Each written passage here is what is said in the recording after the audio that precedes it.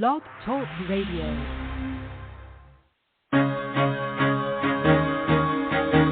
Carol the Coach. Sex, love, and relationships. We talk about it here. Carol the Coach. Compassion with contemporary relevance. I am a psychotherapist. I can be your personal life coach, and I can help you with your issues. There are no problems too small or too big. You can talk about anything. Speaker, columnist, radio TV host, and commentator. Carol the Coach brings messages of wellness and empowerment within reach of everyday people every day. Almost 5 years ago, I lost my soulmate in an accident. He was killed in a plane crash. Life just, for me, has seemed to stop. There are groups all over the city. I teach one. It is a specific way to start thinking so that you shift how you see the world, which then shifts your energy, and then you feel better and you actually see things differently. Carol the Coach. Always available, too, at carolthecoach.com. Now, I've got Russell on the line. I'm 47 years old. I'm a truck driver. I'm married. I have a wife in San Francisco. Okay. I haven't been home in 6 months. My thing is, I don't know if I have a sex addiction or what the problem is. Why do I want what I can't have? And as soon as I can have it, I don't want it anymore. You're right on target when you say, I don't know if I have a sexual addiction. Well, guess what? Yes, you do. And you know what? That's my specialty, Russell. So you're at the right place. Continue. I meet women online, and I'm in a different part of the country. I travel all 48 states, so I love sex. I hear self-esteem issues. You never felt good enough, and you didn't feel like you were getting what you should have then, and you're reenacting that now. Do you want to change that about yourself? You get what you need.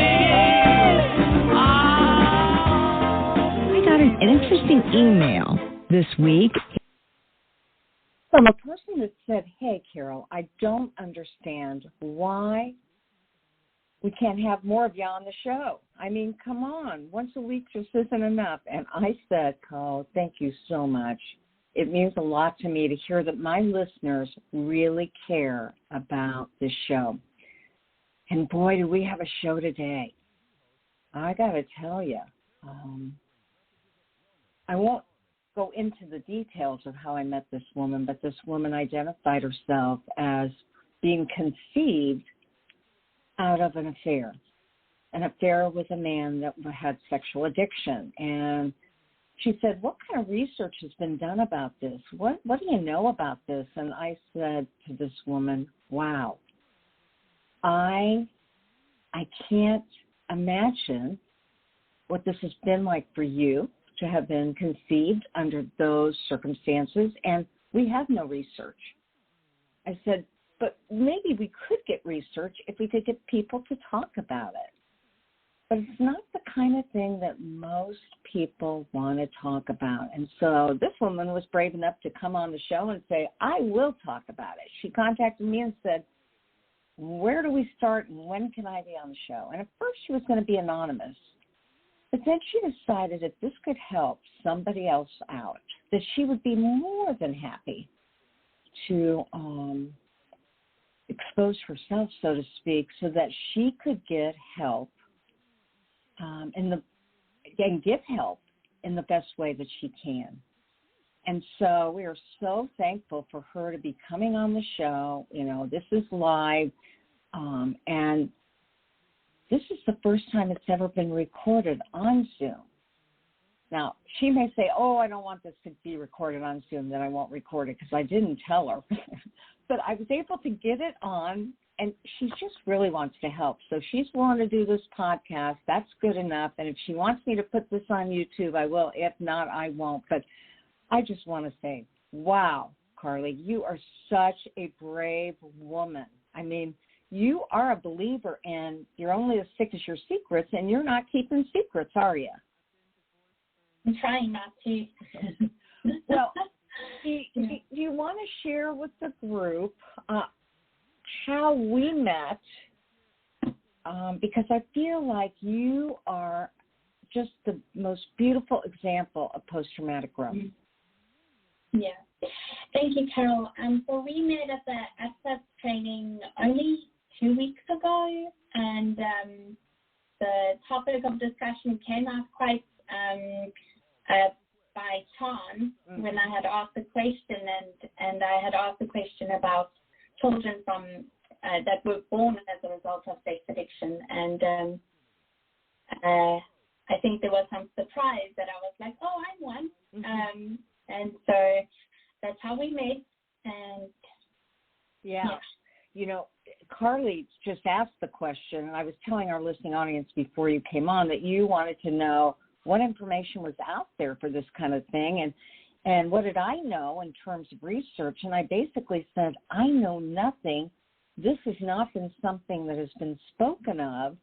And I said, I go, why? Tell me a little bit about, I was thinking she was a professional, so she may have a case that she wanted to discuss or something. And that's when she said to me, well, I am the product of someone who had sexual addiction. And so we were all taken aback because she was so bold and she was so honest. And so, of course, Carley, I want to ask you, can you give me a little bit of background and just share with our listening audience, how did it happen? How did it happen? Yeah. How did you find out? Yeah. So I was born in 1991 in South Africa, and that's where the accent comes from. And my mom was 34 at the time. She was working at a big so my mom and my dad had a relationship.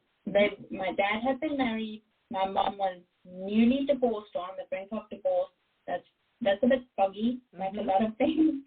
But during this time, within the sexual addiction, there was a relationship with another woman while my dad was married and to another woman. And my mom was 36, working in a corporate company. My dad was a plumber. He was 24. There's a 10-year difference. And the relationship had extended for 2 years until I was conceived. So that was that was basically the context and the age and kind of what they were, their professions, and so And then what was your second thing you had said? How it had unraveled? Yeah, how did it unravel? Yeah. So actually, so my birth was what brought everything out. My stepmom and my dad, their marriage stayed intact through the whole thing. But my stepmom didn't actually meet me or know about me until I was 9 months old. And so it was really, I think some of my dad's family had known. No, I actually know that they knew. And it was just a ticking time bomb. When is my stepmom going to find out? When are we going to tell this secret? And so, and Carley, it kind of, yes. Can I just say for our listening audience, it sounds like you're saying that your mother got together with this man who was married, and that he was married to who you are referring to as your stepmom, and yes. She didn't know, but your dad was told by your mother that she was pregnant, and your mother had no reason to believe that it was anybody else's child. That is the same question that the family asked. So that was so she had no other relationship.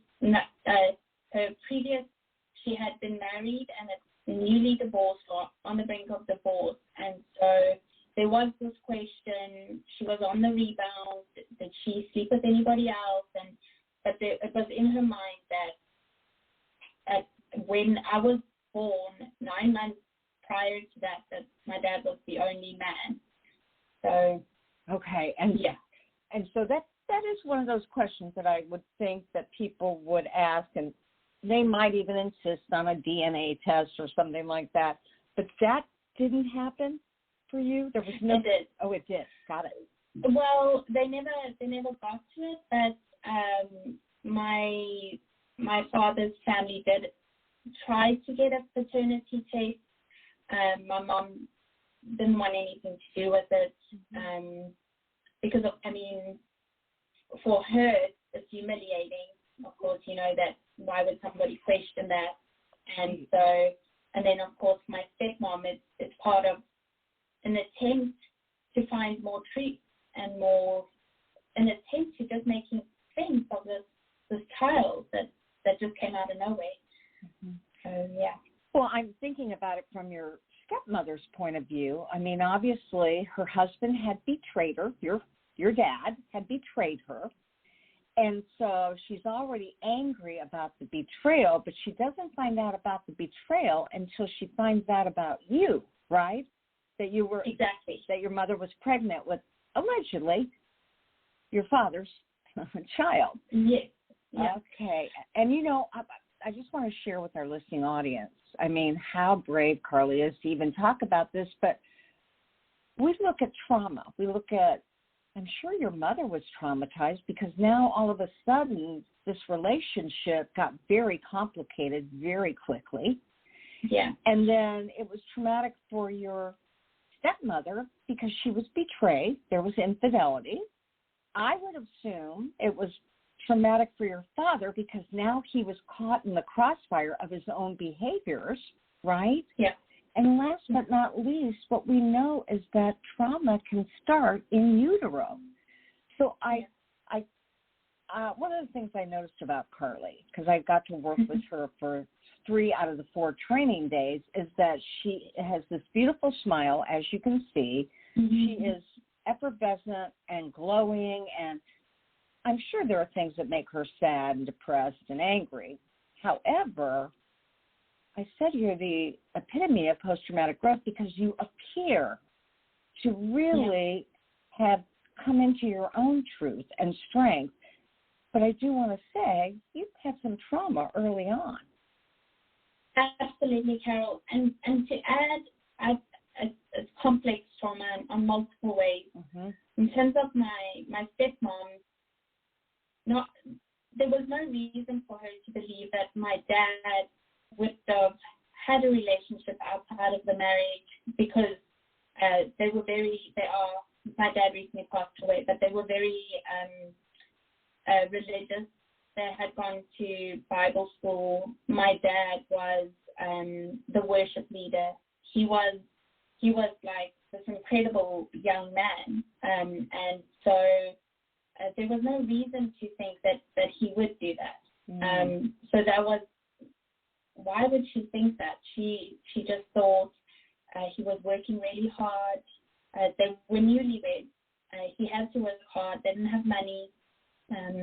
She was a teacher. I actually don't even know if she was working yet, but she had no doubt, or she had all faith in this man. And in terms of my dad, yes, there was trauma, but in terms of his behavior and forward-going behavior, a lot of it was steered by shame, which is textbook. And that's been really good for me to understand is what how shame affects the person, and how it reinforces the avoidance, cause trauma, and unhealed trauma can create more trauma. And so that was something that wasn't clearly addressed until much later. And can I just repeat for our listening audience, Carley said something very, very wise. She said, unhealed trauma can cause more trauma. And so just remember that if you're listening to the show and you know you've had trauma, or as Carley said, since it started so early for her, complex post-traumatic trauma, that's why it's so important to go to somebody and to work on your own personal healing. And so I want you to be thinking about that as Carley shares her own story. So do you know where you were, or did I get you off track? No, you're totally fine. I was just going, you had mentioned all the key players and how trauma had affected them, and so the last one was my mother. So I think what's important to understand is how childhood trauma create or encourage choices that they might have made.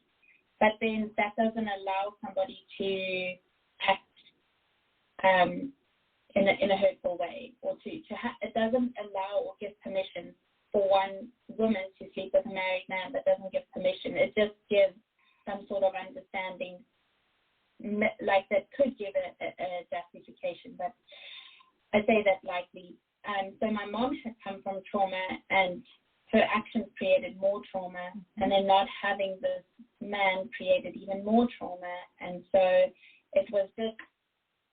I think the trauma could have been stopped if I wasn't born, but then it also, and then the healing of the trauma also came much later because I was born. So either way, there was possibility for healing in some way. Mm-hmm. And so did you ever feel like you carried that burden of being the bundle of trauma in not only between your mother, your father, your stepmother, but his whole family? Yeah, absolutely, Carol. That was the mark of my life. It was growing up. If there was a population of people that I could most identify with, it would be, I felt like I was an orphan, like I was unwanted, because I caused so much hurt. And so even up until recently, when my father passed, I think that's something that I still work through is, do I cause the hurt? Because the emotions are so big. And so when you're small, when you're little, you internalize that, and that becomes your narrative. Wherever I go, I cause drama. Everywhere I go, it's not a joyous event because I come with my mother. And when I go back to my mom, I go with my dad. So there was always this back and forth of, I had always known that it always felt like I was the burden in the family. And so then we add this extra layer because you said, I am a product of sex addiction. So yes. Somewhere, some way, somehow, you found out that your father was a sex addict. How did that happen? Yeah. So that was years later, when I was a teenager. It just came out of a conversation. Oh, here's some more context.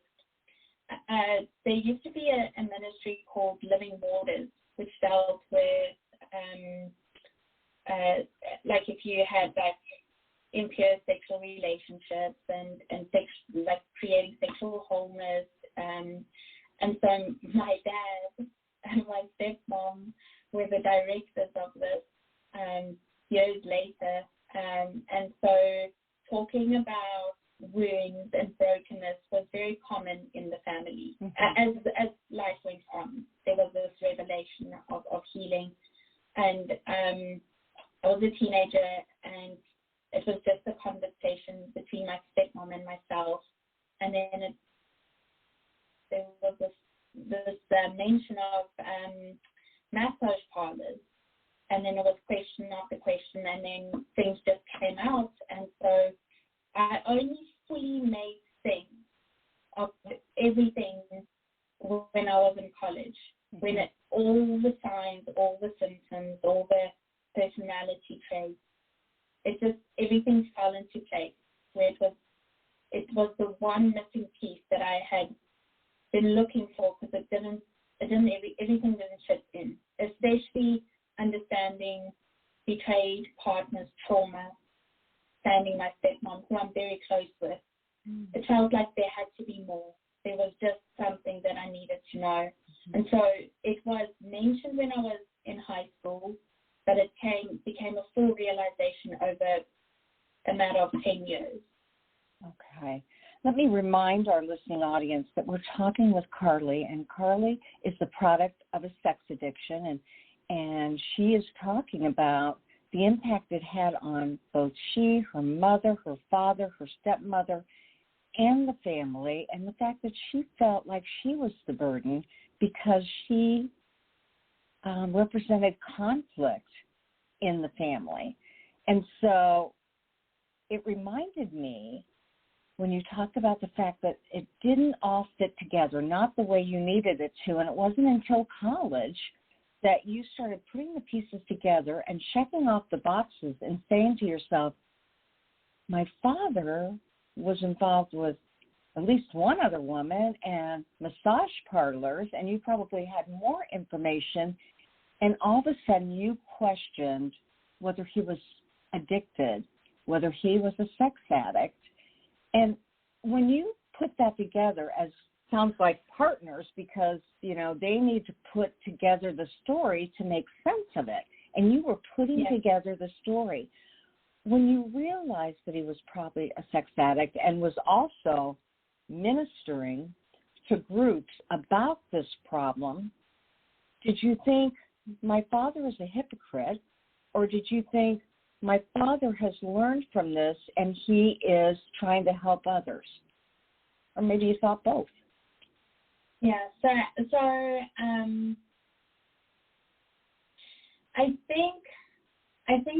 didn't think he was a hypocrite in terms of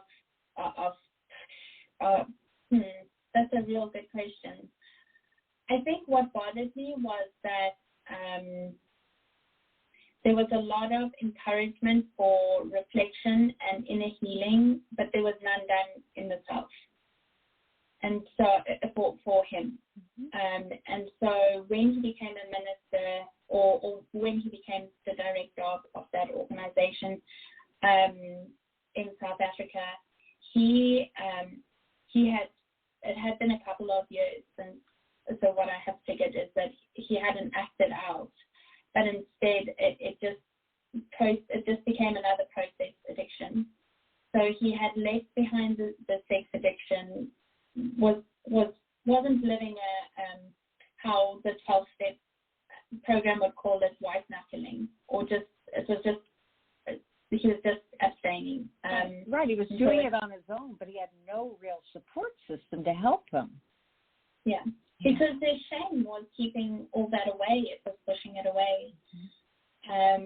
And so I don't think in terms of the sex addiction that I thought he was a hypocrite, but I thought in terms of preaching and teaching me, it's ironic because the most helpful things that I had learned had come from my father, because he understood the work, he understood the process of finding wholeness, but he never applied it to himself.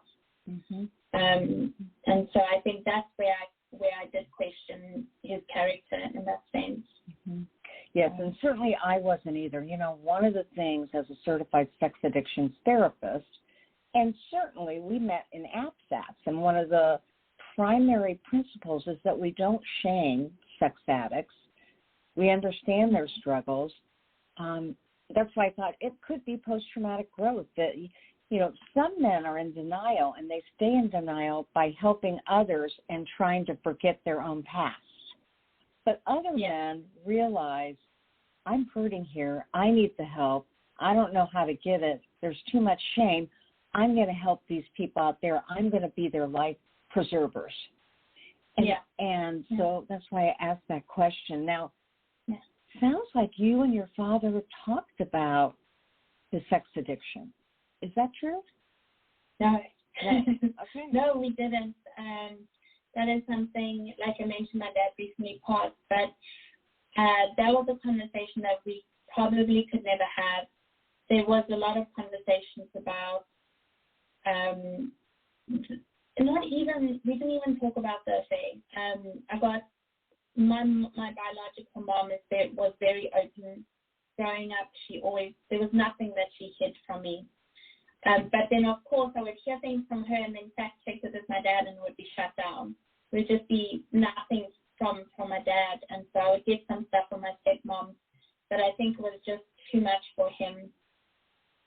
So there was a lot of healing in my dad's relationship and mine, and incredible amounts. It's almost miraculous. But never the sex addiction. We never touched the actual sex addiction. That was just, you know, and also boundaries. Like, I don't know how to speak to my dad about sex, you know, and the sex that he had. Okay.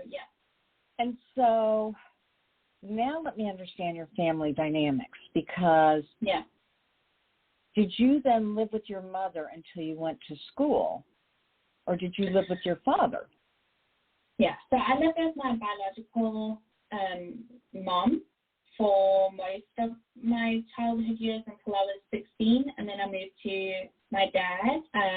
But that was only because my mom moved to another, we could call it a state in South Africa, and I had to move to my sister. At that point, I said, I'm not moving to my sister, I'm moving to my dad.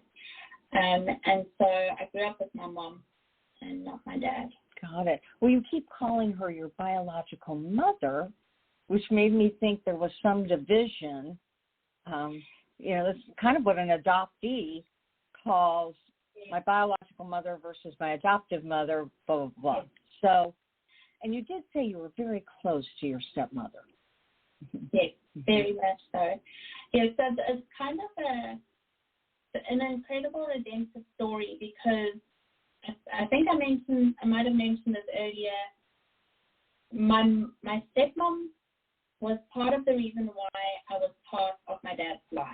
And so my grandparents, my dad's parents, were the one who initiated the relationship and said, no, she has to be part of the family. But my stepmom had never associated me with the, I suppose she would have associated me with the affair, but I had never felt blamed or shamed for being out of that. She had always pursued me. So we are very close in that sense. Yeah. And so I'm kind of curious, when did you put the pieces together in college? Did you ever begin to feel some healing from that trauma you talked about feeling most of your life? I did. I think that the healing actually came from, so part of my story is that I went into some substance abuse and a promiscuous lifestyle, and so when I found that out, it gave me so much understanding, but I don't think that was the part that brought the healing. It was that I had almost do the same thing, go down the same path, and then find my own way out to find the healing. That makes sense. And that is, in and of itself, post-traumatic growth.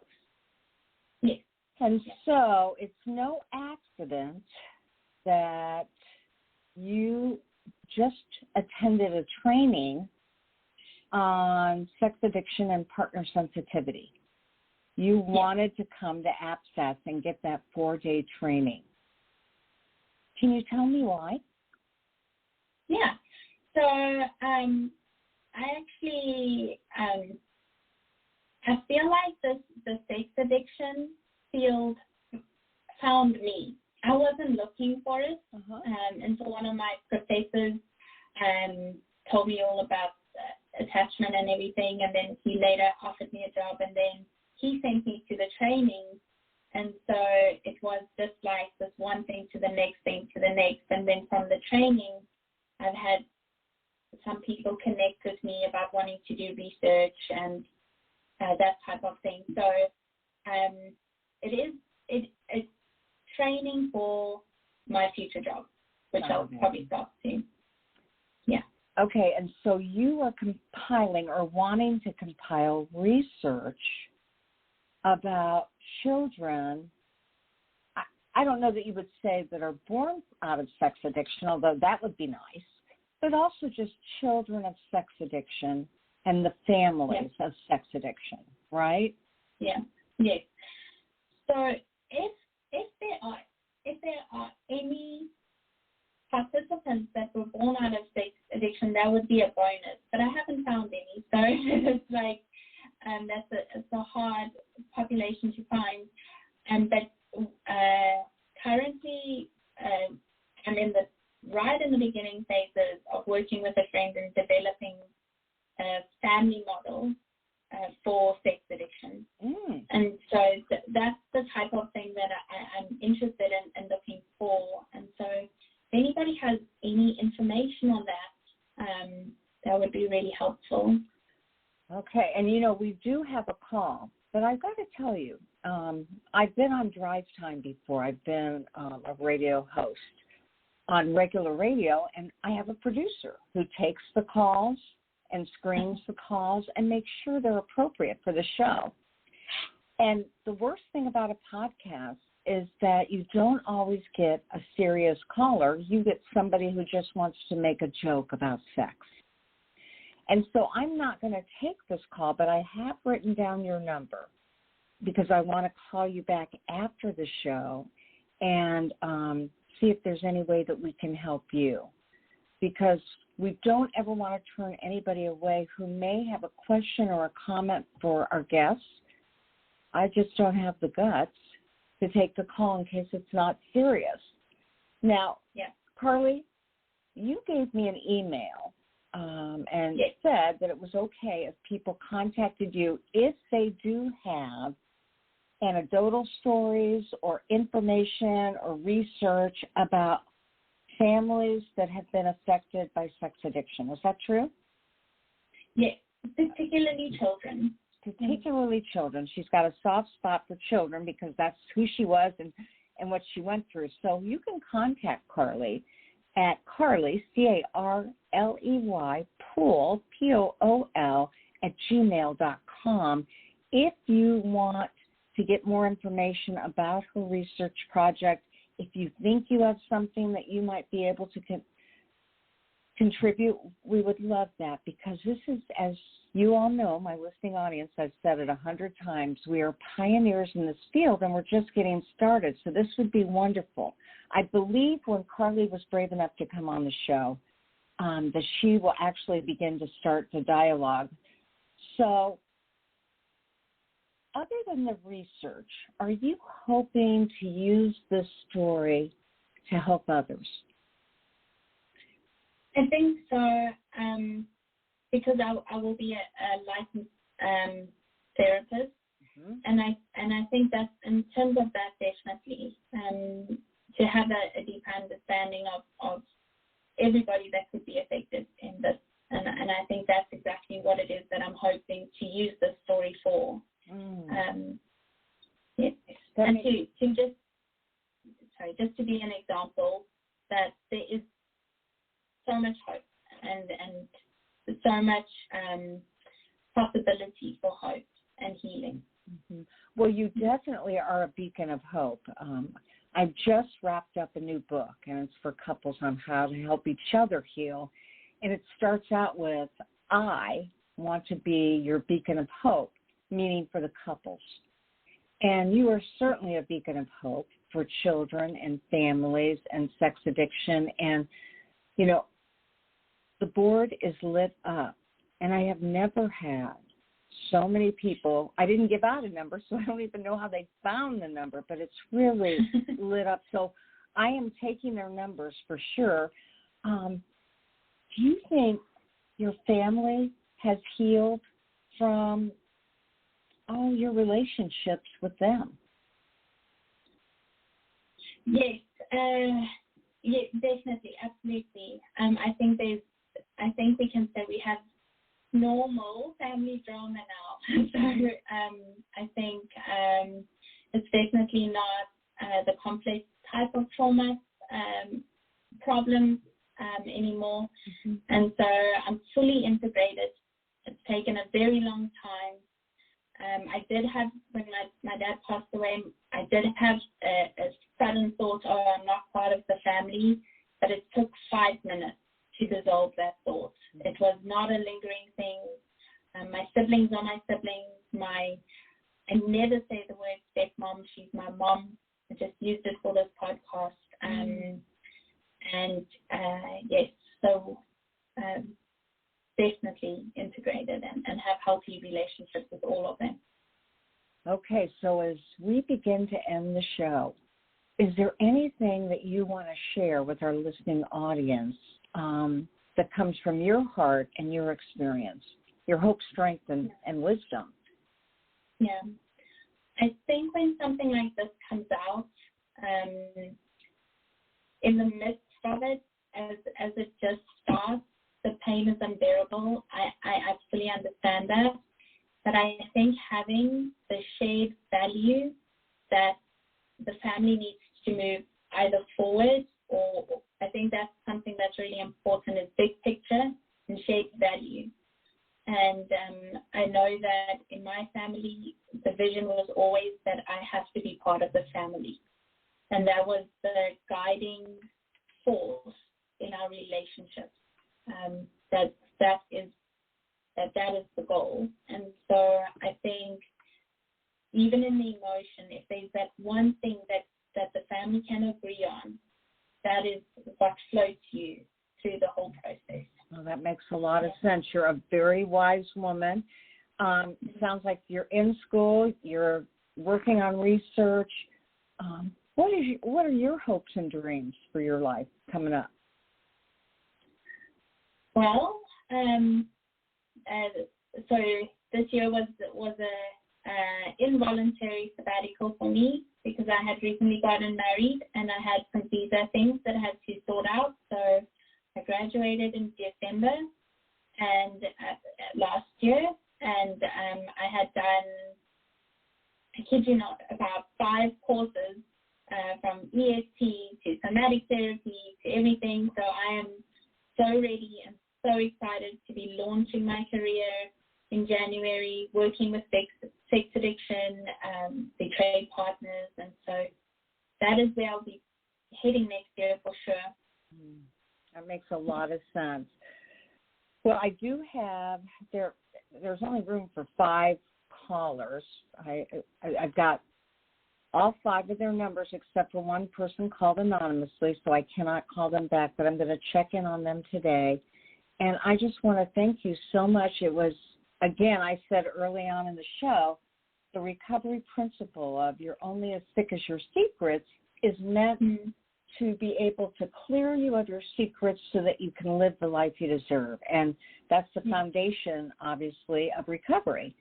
And for you, you have cleared the score for many people by being open and honest. You guys see that cat? I hope you watched this on YouTube. And I just applaud your courage and your wisdom, and I look forward to hearing what you're going to be doing for many, many months to come, many years to come. Absolutely. Yes. Thanks for volunteering this, and I have a feeling we're going to be working together in some way, some way to help others figure out how to heal from the trauma that can occur with sex addiction. So thank you so much. Thank you, Carol. Thanks for the opportunity. Absolutely. You make it a good one. Bye. Bye. Okay, so I just continued Carley, and I'm going to give this a shot. I'm going to see, I'm going to end the show. I'm going to call these people back. I may invite them to be on the show and ask their questions with Carley for the future once I've legitimized who they are and why they're calling. And I knew this would be an interesting show because this is the first time I've ever heard of any sex addiction podcast where a child, well, that's not true. It's my second podcast where a child who became an adult child talked about what it was like to have sex addiction in his or her life. Now, with Carley, it's a little bit deeper because she was the product of sex addiction. So thank you, Carley. Thank you for our callers, and we'll talk with you next week. And remember, there'll only be one of you at all times. Fearlessly have the courage to be yourself. Make it a good one.